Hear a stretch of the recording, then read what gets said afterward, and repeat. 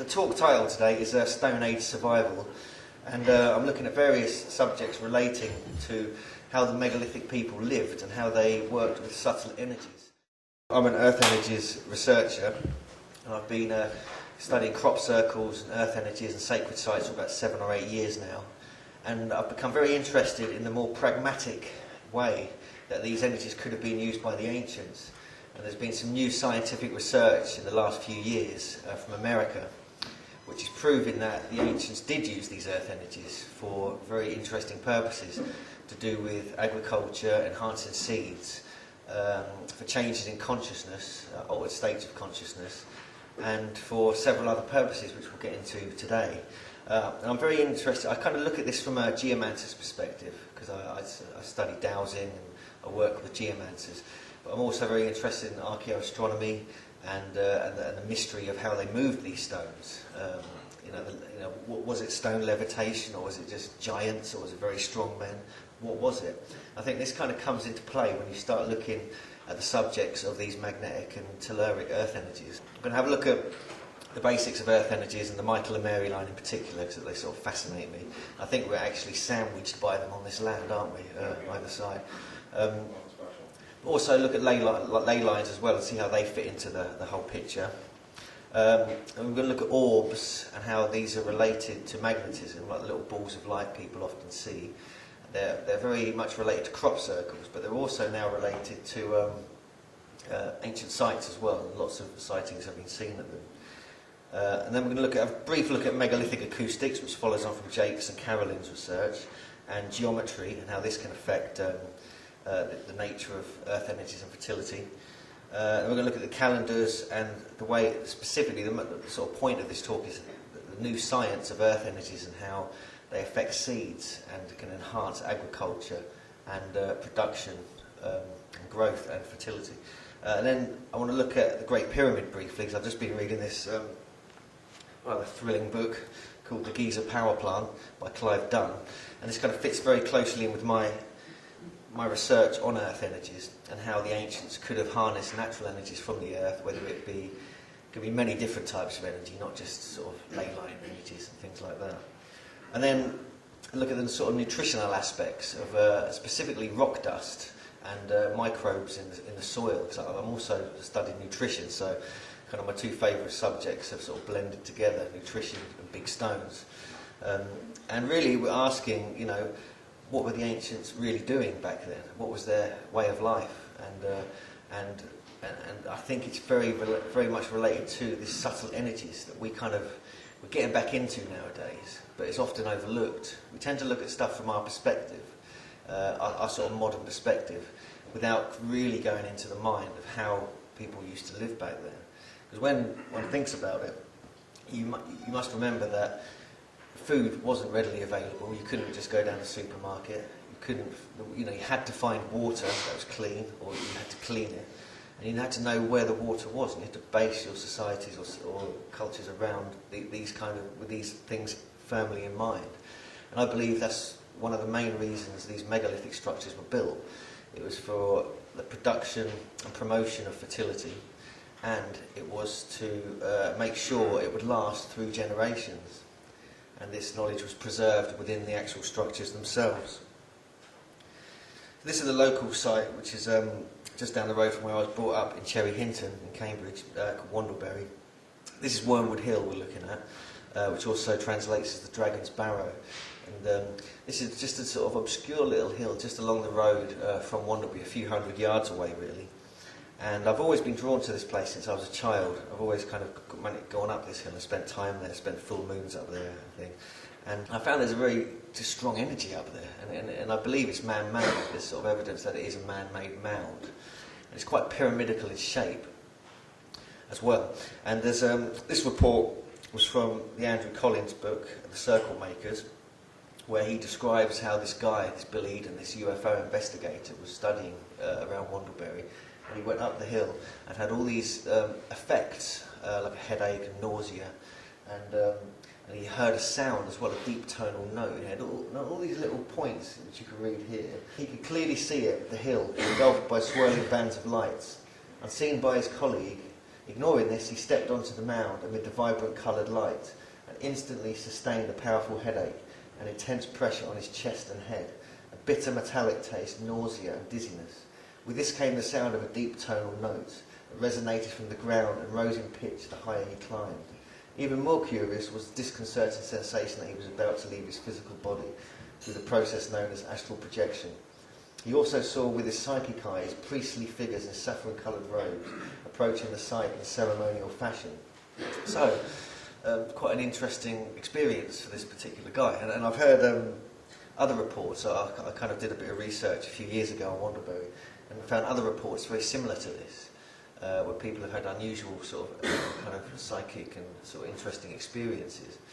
But in this book, Andrew Collins, he relates the energy we're dealing with here with orgone energy, which is what Wilhelm Reich was working with in the 50s, with orgone accumulators. And there's many theories now that places like Silbury Hill and earth mounds all around the world are layers of organic and non-organic materials forming the actual mounds, which suggests it could have been used to generate and create energy naturally sort of from the earth and from the atmosphere. So this point I'll come back to later as we get further into the talk. The other interesting thing about Wandlebury is that the Mary energy line goes through it, which is kind of become famous by a Hamish Miller and Paul Broadhurst book, The Son of the Serpent. This is a map of the entire alignment across southern Britain. Originally, the alignment was discovered by John Michell in the late 60s. It was published in his book, The View Over Atlantis, where he found a correlation between Glastonbury Tor and Borough Mump, which is like a mini Glastonbury Tor near Glastonbury, about 12 miles away.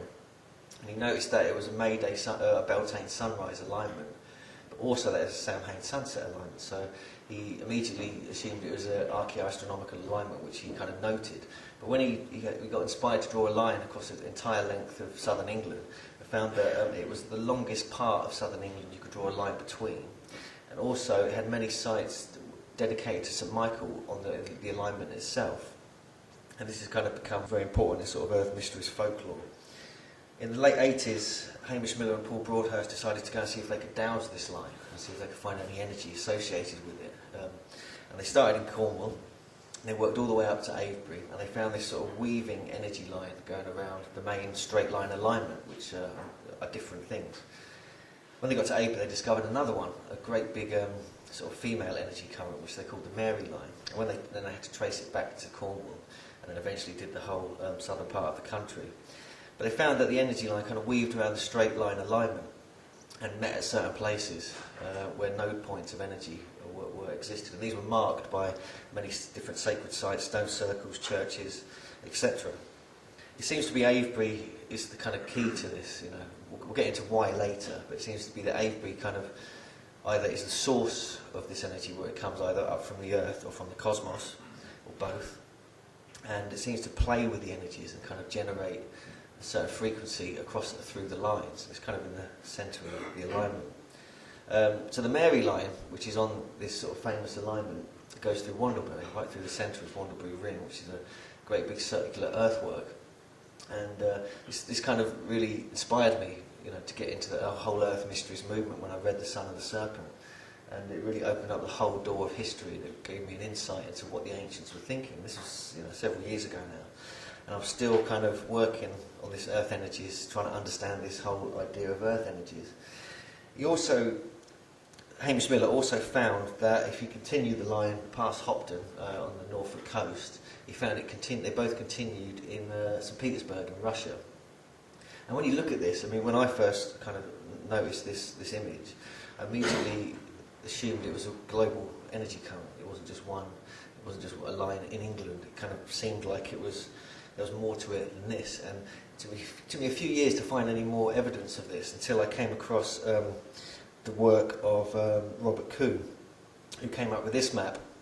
And Robert Coombe was a Glastonbury visionary. He lived there about 20 years ago, 15 years ago. And he was aware of the work of Hamish Miller and Paul Broadhurst. And he came up with this map. He kind of had a vision that the Earth had chakra points all around the world. And Caroline kind of described this in more detail yesterday. But this shows you where the main energy lines go. This one here, That's the one that is the sort of global version of the Megalithomania line that continues all the way around the planet. And the other line is what Robert Kuhn called the plume serpent, which is a more male, he called it the male great dragon as well. And you can see that it goes through Lake Titicaca and they meet there. And I recently went to Lake Titicaca to see if I could find these energy lines meeting. I got some very interesting results. Because I wasn't sure if this was for real, because I know Robert Kuhn and no one else has really been out around the world dowsing these lines to see if there's anything there like Hamish Miller and Paul Broadhouse did in Britain. So I went there just recently, just got back a little while ago, and found that the lines are there very clearly. The Megalithomania lines are very clearly on the north and south part of the island. This is the site on the north of the island, which is the Island of the Sun, or the Isla del Sol. Lake Titicaca is it's kind of in between Bolivia and Peru. And this is what the Michael line goes through, this big square block of stone which is supported by 4 other blocks. And it kind of goes through the flat surface, as you can see, and continues out to sea. They've obviously put these other stones around it, but I don't know if it had the 4 blocks supporting it originally, or whether that was actually added later. I couldn't find any information on that. Interestingly, I went to another very amazing megalithic site called Sacsayhuaman in Peru, north of Cusco, and found an identical stone, virtually the same size, had the same marking on top, a little dimple in the middle, and just found that quite interesting. So sort of wanted to show you that there seemed to be a correlation between many of the sites in Peru and Bolivia, and even on Lake Titicaca, because it's generally thought that Lake Titicaca is all Inca construction, all the sites within it, but it seems that this could have been a pre-Incan site, with evidenced by the megalithic stones that we can see. Also, behind that stone we just looked at is this great effigy, which I don't know if you can tell, is a big frog. It's kind of got a frog's face with an eye and a sort of big chin and arms. And this was revered by the Incas and other societies around Lake Titicaca as a very sacred place. The Michael line goes directly through the middle of it.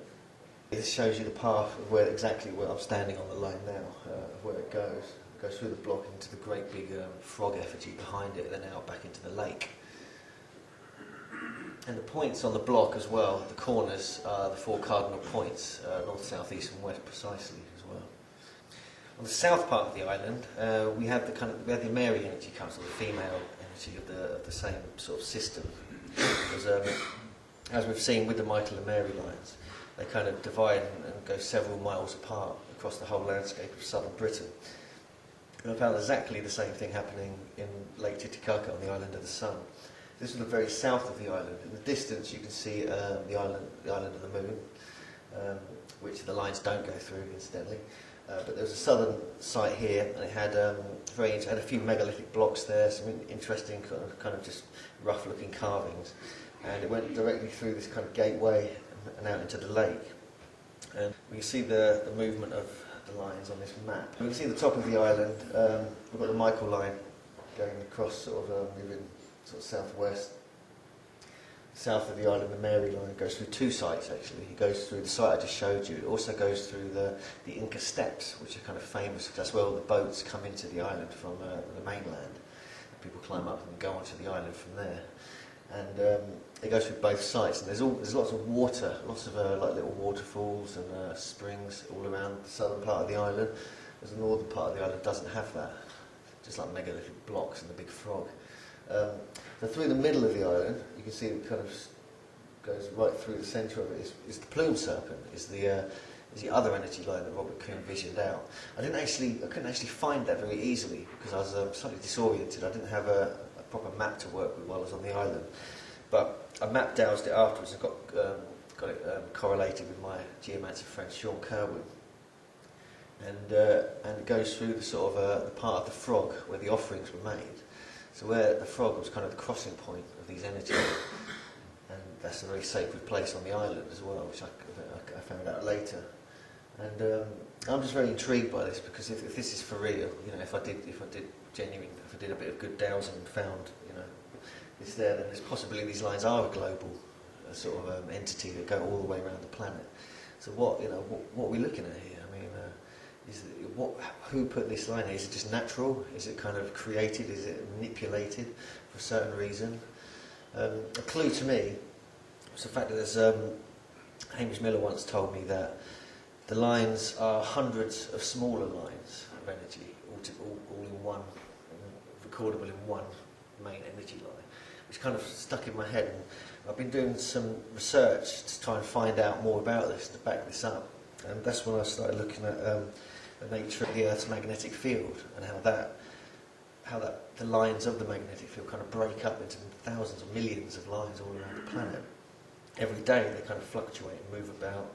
They sort of blend into a field, then become lines again, depending on the time of day. There's many theories about what creates the magnetic field. Big magnets in the Earth. There's lava, the iron-rich lava moving about, creating magnetism. I'm not going to go into them theories today. I prefer just to kind of look at the effects and what we've discovered from it. You can see the chaotic nature of it. This is like a NASA image of what the field kind of looks like at certain times. And you can see it's completely chaotic, with the energies coming out from the South Pole and the North Pole. This is quite an interesting little crop circle I came across, which shows the nature of how magnetism works within a sphere, which is how it works generally. Because when you have two magnets at the end of a bit of paper and you put iron filings on it, they form into many different lines, looking like this.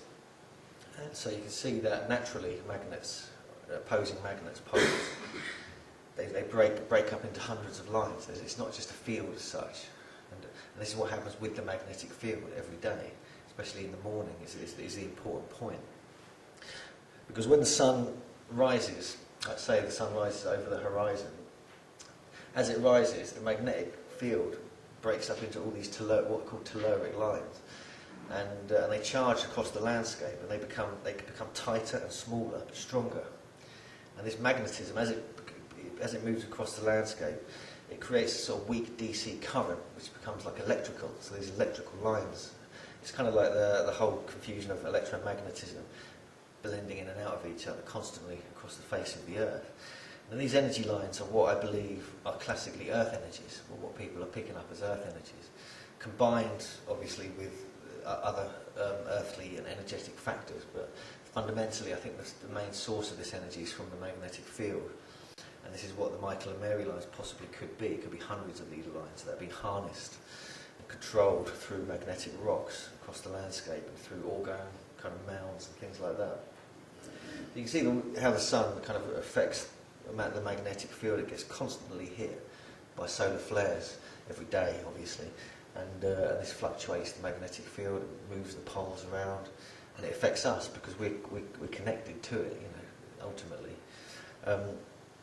When the lines move across the landscape, they kind of move through everything. They go directly through houses, through us, through sacred sites. They only go a few feet below the surface, interestingly, and you get many different effects depending on the geology that they move through. And this is where there's a change in geology. You often get a drop in the magnetic energy of the field, of the lines.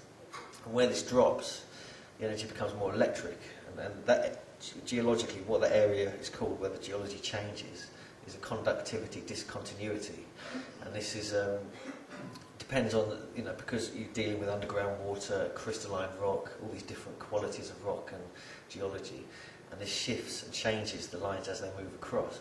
Where it drops, you can see in this image here, this is kind of been recorded of how telluric lines move around in this particular kind of stone chamber in North America. And it seems to be that they knew where this would happen because of the geology, and they built a sacred site or an ancient megalithic site there for some reason. And so they obviously knew about this entity, whether they were dowsing for it, or whether they were intuiting it, or whether it was just pure, they just knew, without thinking, they were connected so much. They placed the site there. But why are they putting the sites at these places? Because this has been found all over the world. That where there's a conductivity discontinuity, this is what the name of the change in geology is, and you get higher electrical charge because the magnetism drops in the lines. They were building many sites at these places. Now this is the work of John Burke and Kat Halberg in the book Seed of Knowledge, Stone of Plenty. They're part of the BLT research team from America who were involved in scientifically researching crop circles, which is another big interest of mine that kind of got me into this research. And it was through their research into the crop circles that they kind of found the evidence that this kind of energy they're dealing with was the same as in the ancient sacred sites. They found many instances where crop circles had been formed, that the next year, when they went back to look at the land, the crop, exactly where the circle was growing better than it was around nearby, which suggested that something had happened to the crop, something had been stimulated, and it had grown better. So it almost made it more fertile, made it stronger, made it grow better. And this really kind of triggered the train of research into other sacred sites around the planet, see if the same kind of thing was happening there. They did lots of experiments. They found that the crop circles had some electromagnetic charge kind of put over, especially more electrical charge really, put over the crop, as though a sphere of light was, they kind of recorded it as though a sphere of light was rotating around the top of the crop field, and that's where the source of the energy came from. A Dutch researcher, L.J. Hasselhoff, did a scientific study of this, and got it into some proper scientific journals, Physiologia Plantarum I think it was, and until it's proved otherwise, this proves that these orbs or a certain type of electromagnetic ball of light creates crop circles. So this has got an interesting sort of foundation of where all this kind of research came from, that it came from crop circles of all places. And whatever people think about crop circles, it's actually developed into this area of research, and how you can enhance seeds with this knowledge. So this is just an image of the planetary magnetic flow lines. It just shows you the movement of it. It kind of looks kind of grid-like.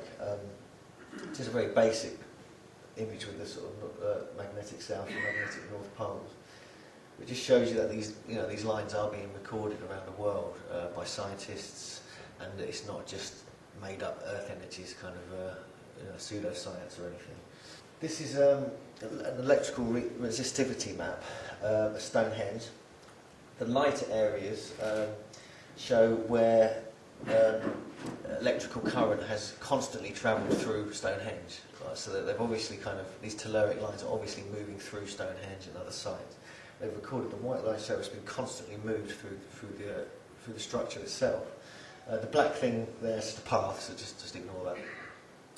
And it kind of proves that the energies are going into these sites, and they're being drawn into these sites for some reason. People aren't exactly sure why. You can see how they kind of grip around the stones as well, the main stones in the centre. This has been recorded at other sites as well. Now, as with Stonehenge and many other sites such as Wandlebury, such as Avebury, there seems to be a ditch or henge around the edge, which no one's really got to grips with exactly what that is. Now, whether that was a moat or whether it was defences, this is what the archaeologists like to think. That's generally what they say about Wandlebury, although obviously these sites are being sort of pushed back further in time by different types of dating. But the interesting thing about these ditches is that, as I mentioned earlier, these telluric lines, as they move across the landscape, only go 3 feet below the surface, roughly.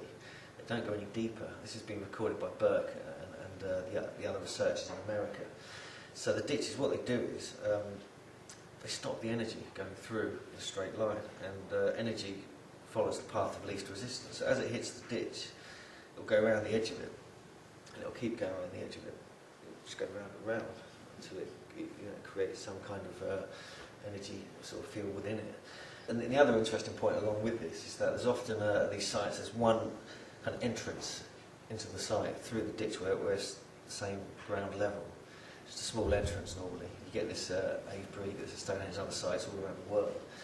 And if the lines are directed to go into the site through this gap, if you like, through a gateway, then they go inside, then they hit the back ditch inside the circle, and they start moving around within the circle as well. So you're getting this kind of outside and inside energy kind of thing happening, and it's a bit, people aren't sure exactly what it was for, and this, that, and the other. But also, they often get directed right into the stones as well when there's stones, megalithic stones involved.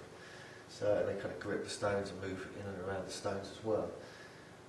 Stonehenge, many years ago, the archaeologists discovered some small kind of sort of little bowls like dips cut into the earth, and they found ashes and evidence of seeds and grains, and something had been burnt there. Or they thought it was just offerings to start with, but when you start looking at Burke's research and all this from a different angle, you realise that when they looked at this map, the points where these were put were exactly where there was most electrical charge from the drop in the magnetism of the telluric lines.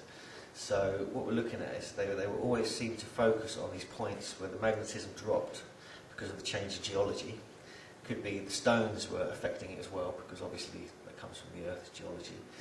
And it's that electrical charge seems to be the key to why they kept putting seeds and offerings in these certain places.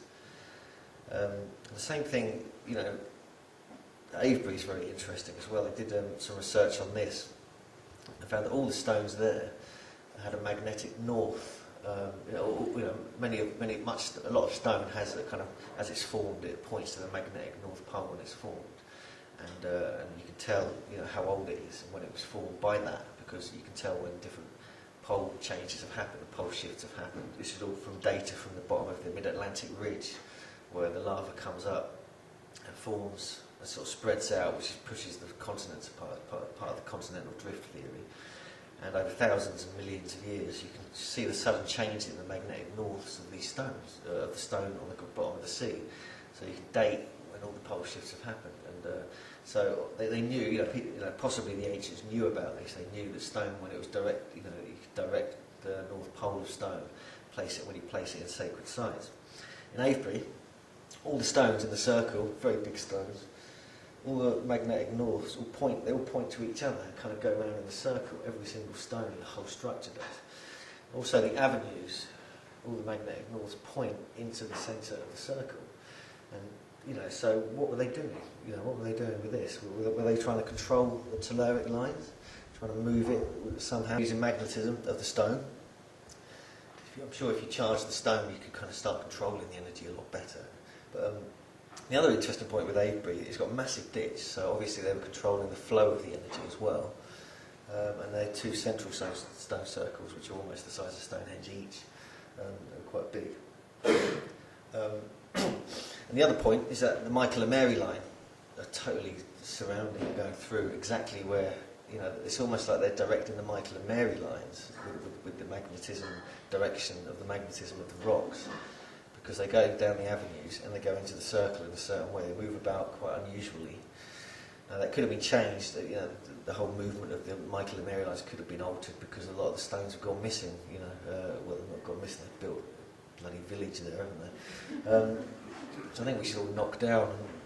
But anyway, so there's something going on, with the Michael. This kind of brings the whole Michael and Mary line together with this whole scientific look at the telluric lines that have been discovered by Burke and others. And I think that, from what Hamish Miller told me, with his hundreds of these lines form the Michael line and form the Mary line, perhaps these are telluric lines that we're talking about here that are formed naturally from the magnetic field.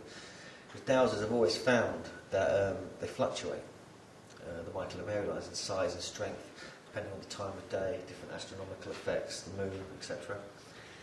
And so this could well have been happening at Avebury with these kind of energies. So we want to look at the kind of the light phenomena associated with these sites now. Obviously, when you look back in time, folklore and myths and legends, especially in Britain, all around the world really, you find fairies, elves, sprites, talk about these kind of orbs of light that keep appearing. And there's certain speculations that where the ancients saw these lights, because they seem to have been recorded throughout history, they would build sites. They would build sacred sites there. Some speculation says that they actually formed the crop circles. The crop circles and the lights are always associated. There's some great videos about this. And so where these lights were seen, either crop circles could have been made and they built the sites there, but how much crop were they growing at the time for them to have a crop circle, I don't know. But you can see on some of these photos here, these are all from the book. I've got some other photos which I can't get off my camera, unfortunately. But they show you some, like a plasma band there on the right, which they call a plasma band. The balls of light around this site in north of New York, and just generally all these balls of light here. Interesting point about this, it's always at dawn when this is happening. Yeah, it's not any other time of day. From their research, they found that it's only at dawn, around the kind of time, within a 2-hour period really, where these electrical kind of balls of light appear, these orbs. No other time of the day. So they kind of, and then they realised, when you look at the folklore of Central America, North America, offerings are often made at dawn of seeds and grains at these sites. And this is kind of all around the world. I'm going to look into this a little bit further, see if I can find more evidence of this. Because if that's so, then, you know, it gives a whole other dimension to what offerings were. Because if they were putting the seeds there with this electrical charge, it's now they've now scientifically tested this, that when you put seeds into these spaces where there's a change in the geology, conductivity, discontinuity, and you have the electrical charge, particularly in the morning, at dawn, you put the seeds there for about an hour, between 40 minutes and 90 minutes, depending on what you need really. They could be quite old seeds, old grains. They could be stuff that, you know, they tried to use, you know, types that were used in ancient times. They found that when they went and planted them, compared to controls, they found that they got a lot more yield. This is a dolmen. It's a 60-ton block of stone on 5 other stones. Archaeologists believe it was placed there by a glacier, just coincidentally on the 4th stone. It was moved thousands of miles, etc. It was 60 tons, and they found that there was legends here, or myths and stories about offerings being made here, and some of the Native American tribes used this place to take their seeds and grains to. They travelled hundreds of miles sometimes. Because what they found is that the dolmen shape seemed to be the key kind of shape involved in this kind of, you know, Stone Age technology, if you like. They also found it wasn't just with dolmens; it was with mounds. You could put seeds up on mounds and still get good results. So it seems to be like, why were they all making dolmens? Why were they using roughly the same design? There's an idea that Edmund talks about, which they were kind of shelters from, you know, the cometary debris. But I think there was more to it than that. I think there was another aspect to it, that they were harnessing this energy, these telluric lines of force, to make sure their seeds would yield the next year. Then you've got the mounds as well, but you've also got, like, any pyramidical structure that's got a flat top. They found the same kind of thing, the same effects could be recorded. So this shows you some of the results that they found. This one here is from North American rock chamber, and it's blue corn, which has grown hundreds, possibly thousands of years in that area. Placed it within the rock chamber in the morning for 75 minutes, and they found, look, I mean, and compared to the controls which they planted, you can see how much they got. They got a 3-fold increase in yield just by doing that, which is quite something. The same thing happened. A similar thing happened at Tikal on the Lost World Pyramid. Not on the 2 main pyramids in the Central Plaza, which are the famous ones that are in the start of Return of the Jedi, I think. But actually on an older one, which is much further away, much more sort of broken and more of a ruin. And because the central pyramids in the main plaza are much newer, they're like a few hundred years or up to 800 years newer than the Lost World Pyramid. But when they placed the seeds on the newer pyramids, they got no difference from the controls. When they placed the seeds on the Lost World Pyramid, which was much older, one of the first constructions at Tikal, that's when they got the results. So we're looking at, you know, almost like a timeline of knowledge here. It's kind of the older knowledge seemed to, you know, the older sort of civilizations seem to have the knowledge of this technology, which is like a fertility technology, if you like. And the seeds would often always grow faster. They would be stronger. So when they were stored, they would last longer throughout the sort of winter and so forth. They wouldn't get destroyed. And this kept happening with all their research all around the world. When they put seeds at Stonehenge, they put seeds all around in different countries. And then when they started looking into the traditions, that's when they found that they kind of did it. They followed the traditions of when the offerings were made. And it was also found that in North America, they found a general thing there, that the village or the community that had the earth mound, or the little flat top sort of earthen pyramid, would be a more wealthy community than those that didn't have one. So what we're looking at here is ancient kind of business. They were growing more food than they needed and then trading it with other people because they had the technology, they had the secrets of the ancient the ancient food growers, the ancient farmers.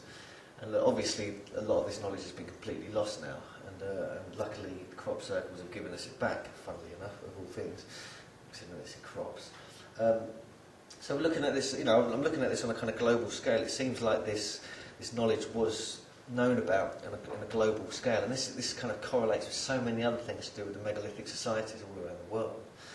Another thing which kind of gets me is these spirals that I keep finding all over the world, because I think that they're a symbol of this energy. And where you find them is quite interesting, because they're often chambers as well. And there's all these ones here. Newgrange and Loughcrew, both in Ireland, have them, and they're both chambers.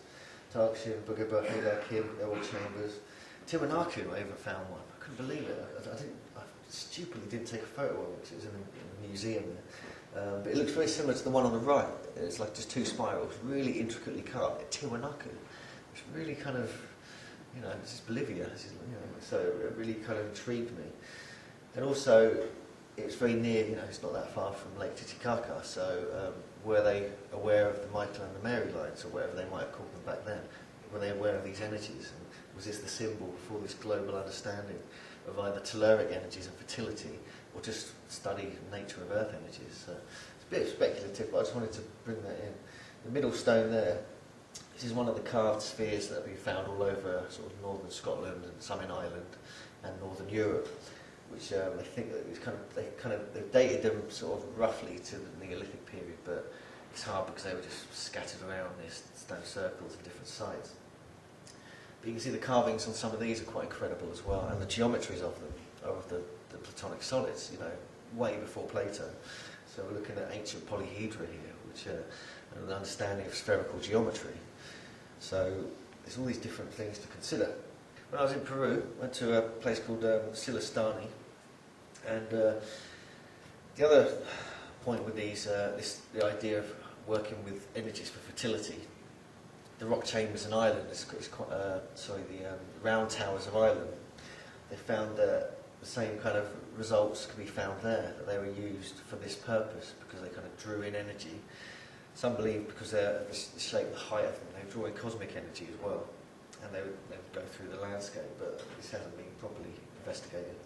You get these huge towers, megalithic blocks, huge blocks of stone, in a kind of just a cylinder which has got slightly wider at the top. Which is very unusual, why they would do that. And inside the main megalithic blocks, they just have a little entrance as well. And inside it was a sort of conical structure, originally, made of smaller stones, but kind of coned up at the top. And they did find sort of skeletons in there, but they think they're added much later. There's many of these towers are copied as well by the Incas much later on, because I think this is a sort of megalithic period we're talking about here. You can see the difference in the stonework in Peru. You can see the megalithic period, the Neolithic period. It just looks completely different to the Inca. You tell the Inca were inspired by it, and they followed on this stonework tradition, but it's just the sheer magnitude of the earlier constructions is so much bigger than the later constructions of the Inca. And there's a bit of a debate about this. A lot of the Inca kind of community don't want to admit that, but it's just something that a lot of different researchers I agree with. We've come across that in Peru and Bolivia. And so these small doorways are always facing east as well, over the lake, which is next to Lake Titicaca. And this east is obviously where the sun rises, and these energies would come from, go into these chambers.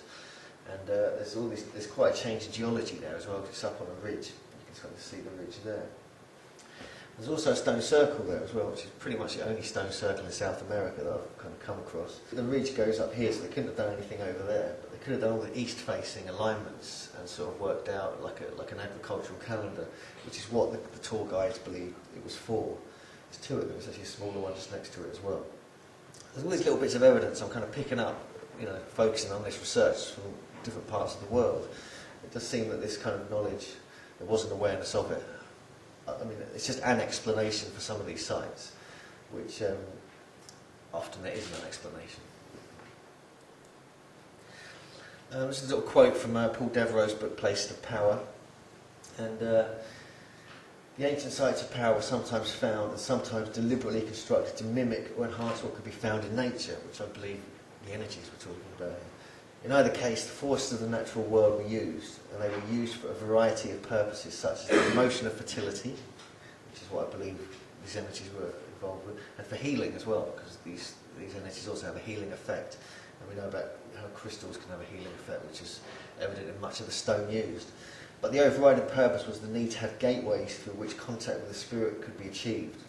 In the ancient world, there were certain people who knew how to work with the physical world in order to create access to the spiritual. So this is the other aspect of these energies, which I want to have a quick look at, is the shamanic aspect. Because they found where these conductivity discontinuities happen, in North America, for instance, many of them are at vision quest sites of the Native Americans, and this is where you get quite a change in consciousness. And we saw the effects that guy had at Wormwood Hill near Cambridge at Wandlebury. All this nausea, this change in consciousness, dizziness, sort of going out of body. This is all associated with the kind of vision quest scenarios. It's all the same kind of energy we're dealing with here. And this happens throughout North America. They've tested the geology at all these different sites and found that there is a conductivity discontinuity there. And it can have this effect. And they are very aware of this.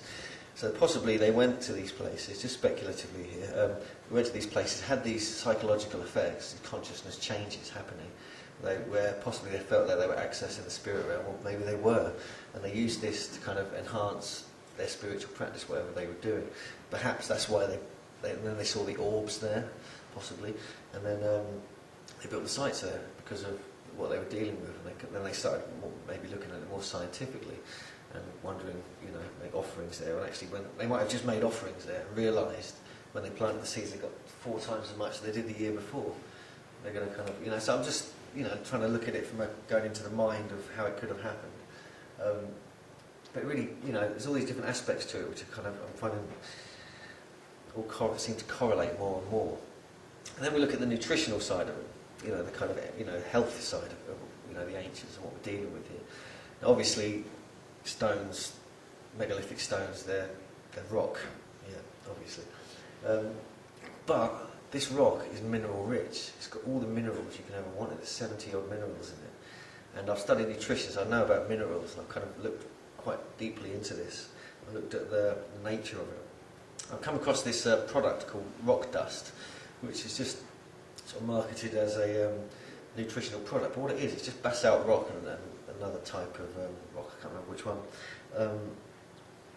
ground into dust, and then you just sprinkle it. You can either sprinkle it on your crops or your plants, your garden, and it helps stuff grow better. It seems to kind of it improves the soil because it helps microorganisms come back into the soil. It enhances that. It re-mineralises the soil, and therefore it re-mineralises the plants, and therefore re-mineralises us, which is of vital importance because, as many of us know into nutrition, the mineral deficiency issue is a massive one in supermarket food, because modern agriculture only uses 3 minerals, the NPK sort of spray they put on it. We're missing out on the other 67 odd minerals, and this is having a huge health effect on the population. And suddenly, since they've started doing this, suddenly cancer's increased and all these different diseases are increasing hugely. So there is a correlation there. They found that through studying the effects of this rock dust, just by drinking it and adding it to food, a bit of both, because of the mineral content, it returns the hair colour to its natural state. They found that in some people, not me yet, unfortunately. Reduced radioactive components in the body. This is because it's paramagnetic, it's positively magnetic. They found that angle on it kind of creates this kind of positive effect. Simple as that. And soil improvement increases plant growth. So it holds off unwanted radio waves, microwaves, infrared radiation, light waves, ultraviolet, röntgen, and gamma radiation. They found that with monatomic as well. They found that with monatomic minerals, a similar thing can happen. If you put that in the soil, it protects it from radiation. You can even negate the effects of it as well. This is what they're finding.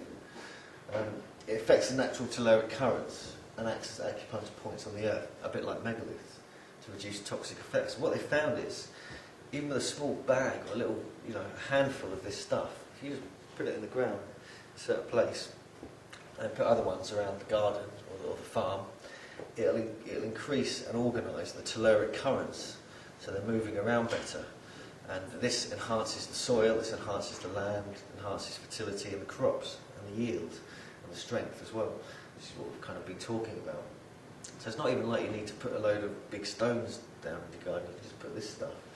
Yeah, they found that when you wear bags of rock dust around the neck, they found that it helped protect from computer radiation as well, so I'm quite intrigued by it because I feel quite sensitive to that kind of radiation. But for example, in Australia, they've done some tests with some stones, the same kind of basalt stone, and they planted it around farms in Australia. This was in Stone Age Farming by Alana Moore, great book. It's little stone circles, they're not aligned or anything, just 5 or 6 stones placed all around the farm. And within a year, within 2 seasons, the yield of the entire crop and the strength of the crop increased hugely. And just by putting it, they didn't do any other experiment, just put these small stone circles in. It seemed to reorganise the energy, just like we're talking about here.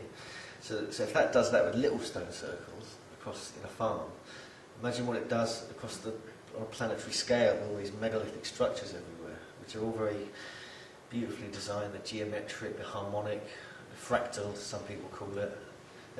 They organise the energy well. And if you put the minerals, the rock dust in when you're getting the soil together, that's when it makes sure it helps the microorganisms, and the microorganisms help the minerals get into the soil properly. So there's like this sort of synergistic effect, which I'm very interested in. When I get a place with a sort of decent garden, I'm going to start experimenting with this, the little Stone Age kind of garden, see what we come up with. Just start from scratch and see if we can get any results. Just build a little dolmen, put the seeds in it, or whatever.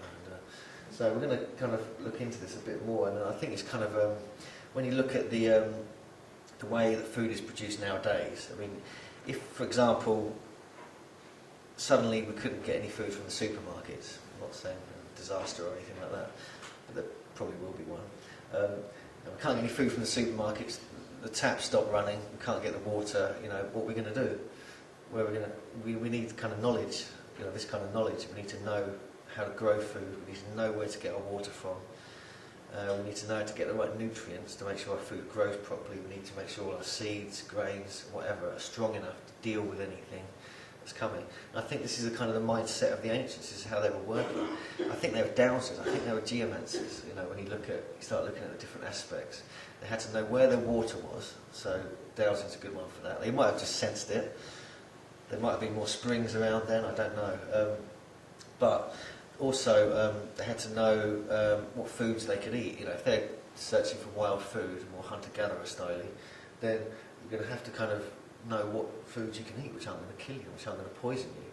So again, dowsing comes into that. I've looked into this. You can dowse for what's safe to eat for you. And you can dowse for what types of rock to use to make sure the plant grows, what type of rock dust to use to make sure the plant grows properly. What sort of soil you need for that particular plant. You can dowse for all this stuff. You don't need necessarily to have a ton of knowledge about it. You can actually dowse for this. It's an intriguing study, the whole dowsing thing.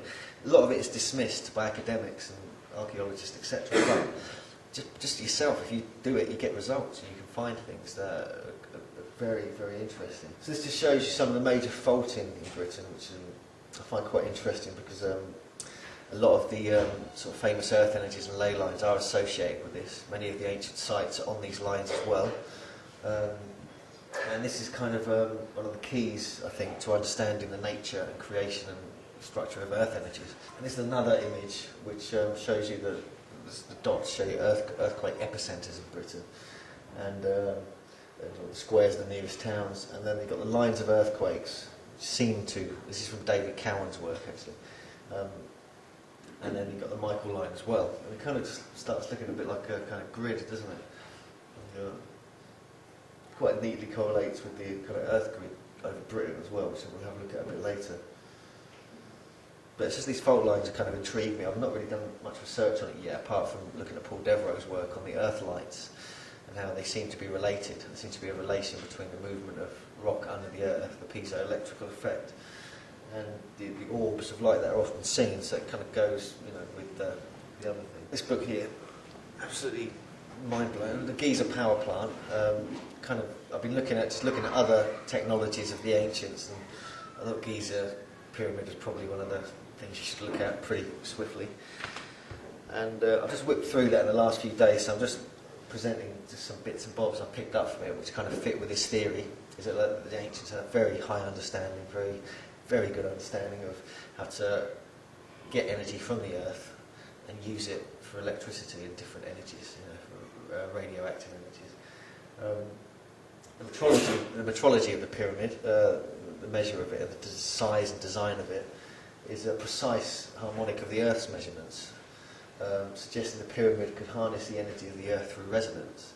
So what he's saying in this book, because Clive Dunn, the author, who's 35 years has been an engineer, so he kind of looked into it from an engineering perspective, believes that these energies here, which are all within the Earth, mechanical, thermal, electrical, magnetic, nuclear and chemical, all that could be somehow harnessed through the pyramid. And he thinks all the inner design of it is completely and utterly designed as an energy generator, not just for Egypt, possibly for the planet, the way that Tesla was looking at things many years ago, 90 years ago.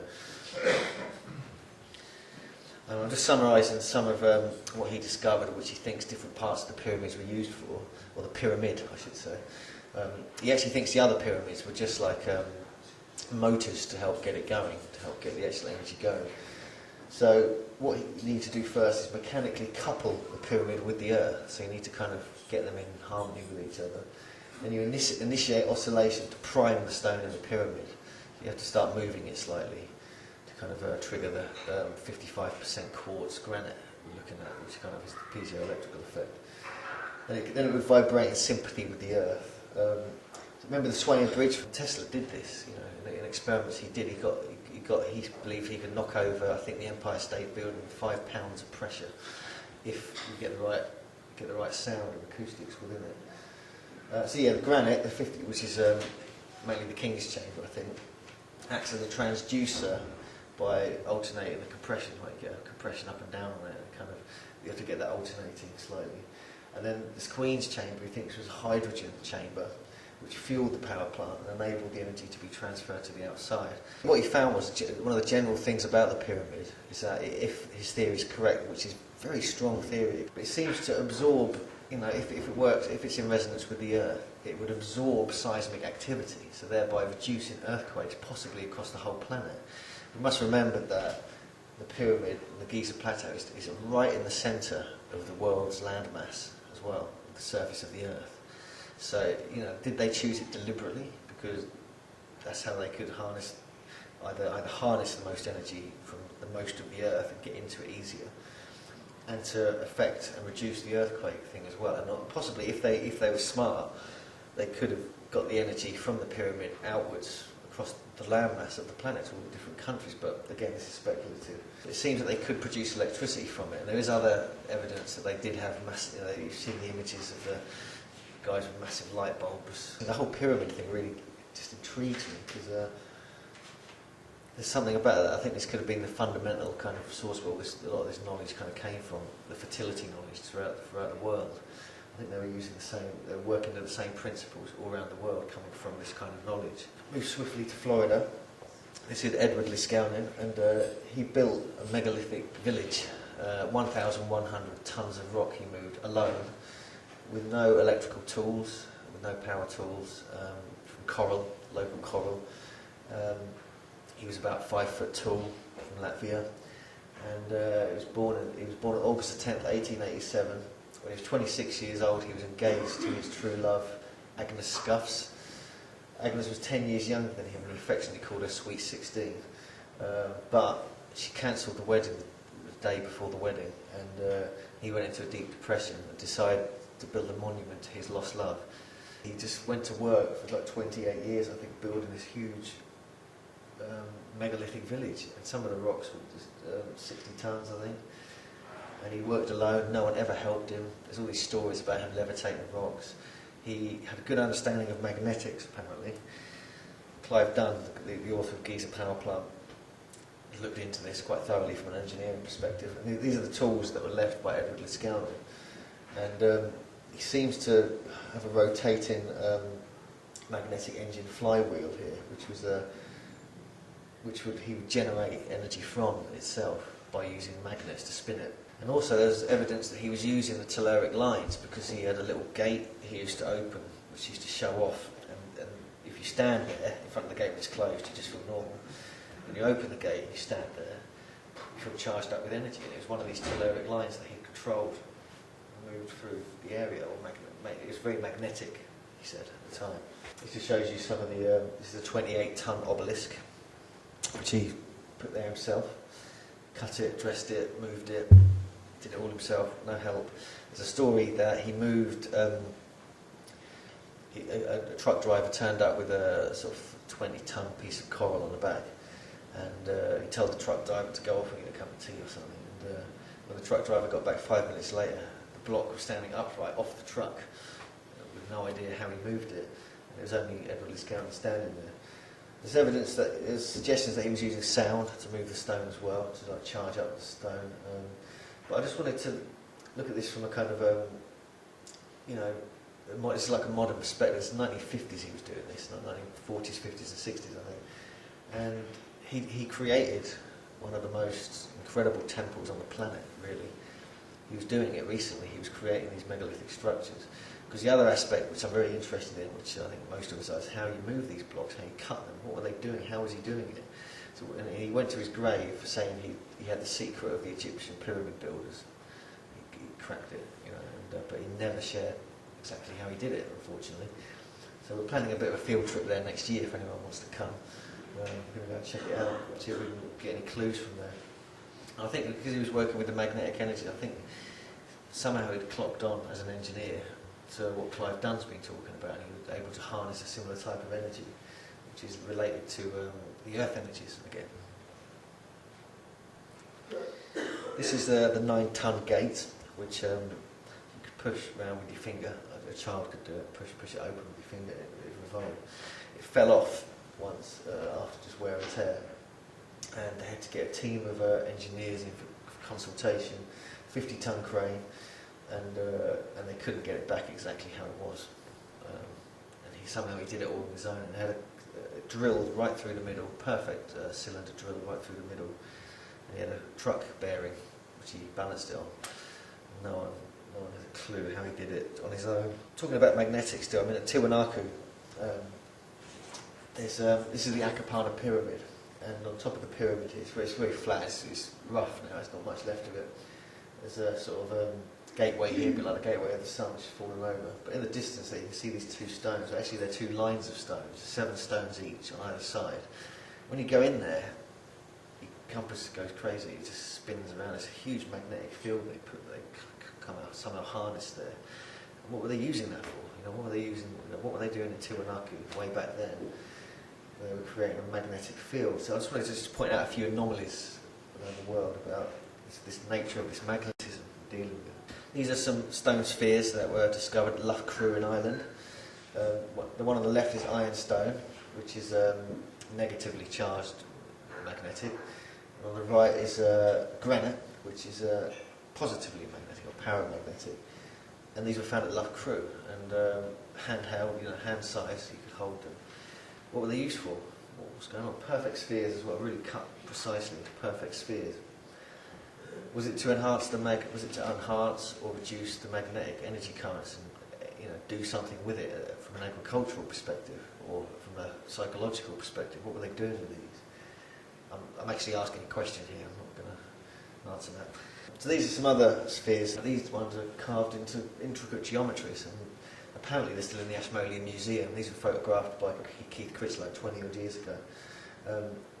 They're found near megalithic structures around Scotland. The other ones, some were in northern, some are Ireland. There was a few, I think, in northern Europe as well, but I think mainly Scotland. Some say they were definitely. Some researchers and archaeologists think they were hunting projectiles because it had. You could see the shape of them. They could have had leather thongs around them or something. But I'm not too sure about that. Some of them were different types. That was granite on the end. You can see that. But they show the different geometries, the different platonic solids, which I find very interesting from an earth grid perspective, because what were they doing with them? Were they using them for teaching, sort of college type situation? Some of them they haven't been tested for magnetism yet, so I think they might have been used, like the ones from Loughcrew were used to enhance the telluric energies, to change the telluric energies, the magnetic energies. Keith Critchlow, master geometer, he concluded through rigorous research that they were for the study, comparison and analysis of spherically determined systems of geometry, which would make sense because they're kind of ancient versions of the platonic solids. It shows you the spirals as well on this one. This is like this beautifully carved. It shows you the triple spiral, double spiral, which I kind of think is related to this earth energies that we're talking about. This is the dodecahedron. This one's interesting because it's an octahedron and a cube combined. If you look at it, you know, you can imagine it. It's got the points of a cube and points of an octahedron, like double-ended pyramid. This one's the octahedron, just on its own. Critchlow's drawn that up. This is an icosahedron and a dodecahedron combination, which for some reason I don't know why he didn't take the photograph of it, but it shows the combination, which is very interesting because this is the fundamental basis of any kind of earth grid research. It's the kind of sort of perfect geometry, really, and you can see that within this image. This is what he kind of finished up with in his analysis, and he found that when you combine them all, you get this kind of geometry here, showing the sides of the icosahedron, triangle, and the dodecahedron as well. But then when you look at the Earth grid, it shows exactly the same fundamental design. This is a slightly better version of it. This is a flattened version of the Earth grid developed by William Becker and Beth Hargens. They kind of added the icosahedron, dodecahedron together, but then kind of blended it with some of Buckminster Fuller's research as well. This is what we looked at earlier. This is the earthquake epicenter and the lines associated with it, and that is the British version of the grid. So you can see the kind of correlations there. I find it quite intriguing, personally. There seems to be these correlations in Britain. I haven't found it in any other countries. I'm lucky. This is just, you can actually get this program on Google Earth now. If you've got Google Earth on your computer, you can just type in Becker Hargens grid in Google, and you can download this program from their website and just place it over Google Earth and just play with it. It's really good. You can see the green line here, and you can see the multicoloured line here. So I just wanted to point out these two lines, because the multicoloured one is the Michael and Mary line, or the St Michael alignment.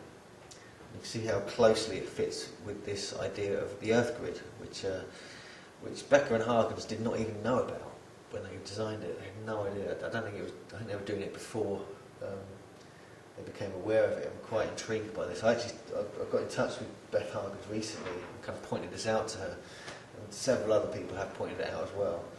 And she doesn't know what to do about it. she just thinks it's either a brilliant coincidence or it's part of it. It's part of this understanding, this ancient understanding of the Earth from a metrology perspective, which John Neal's going to talk about. Because obviously they had an understanding of the measurements of the Earth, otherwise how could they design the Great Pyramid so precisely?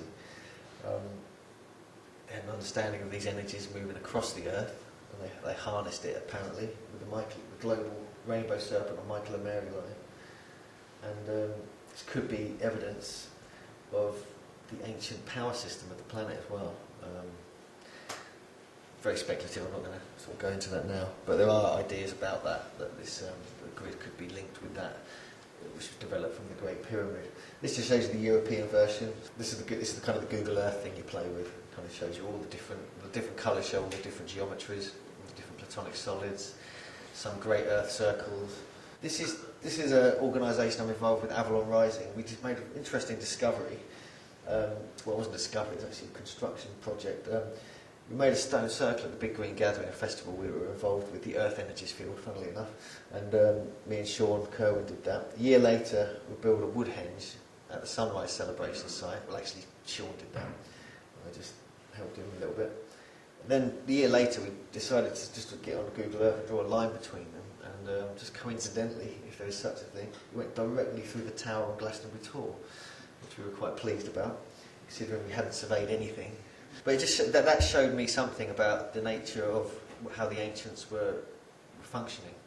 They had an intuitive aspect to them, which goes beyond kind of surveying. It goes beyond kind of trying to measure things and work things out. I think there's a deeper understanding of intricate. We follow geometry. We follow kind of these natural fractal golden section patterns within ourselves, within nature. And I think the design of these sites was influenced by that. And I think the intuitive side of the ancient mind was much more awake and aware than we are, because we're so bombarded with nonsense nowadays. And I think this is kind of key to understanding the ancient megalithic mindset. And it's also, it proves to us that we're connected, that we can do this kind of stuff. We're not disconnected. We don't have to rely on the government to make all our choices for us. We can do what we want. And I think this is why we need to get back to these old ways of growing our own food, learning skills, understanding the earth energies, all becoming geomancers, all of us. Dowsing, and everyone should know how to douse for water, full stop. We should all learn that. And how to test for wild foods to see what we can eat and what we can't eat, and all this kind of thing. So I think this is all really important knowledge that is linking up with this megalithic knowledge as well, and nutrition knowledge even. And I think we need, I think we're going to naturally go back into the old ways.